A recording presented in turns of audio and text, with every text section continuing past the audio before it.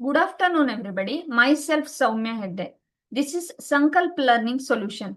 Today we are discussing about another subtopic, that is electronic configuration of D and F block elements. Okay.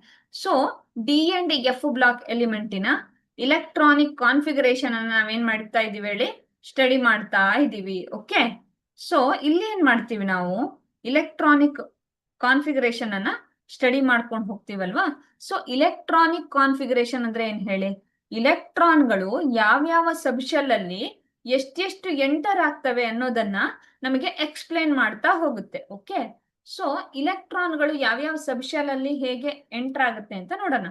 Last configuration ಏನ್ ಹೇಳಿ, n-1 D1 to 10 ns1 to 2. Okay. So ಇಲ್ಲಿ ಏನಾಗುತ್ತೆ, so electron last ಗೆ ಬಂದಿರೋದು D ಸಬ್ಶೆಲ್ಗೆ enter ಆಗಿ 1 ರಿಂದ 10 enter ಆಗಿ next ಏನ್ ಮಾಡುತ್ತೆ ಹೇಳಿ, ನೆಕ್ಸ್ಟ್ n-1 ಮತ್ತೆ 2 ಏನಾಗುತ್ತೆ ಎಂಟರ್ ಹಾಕೊಂಡು ಹೋಗುತ್ತೆ. ಓಕೆ. Thank you.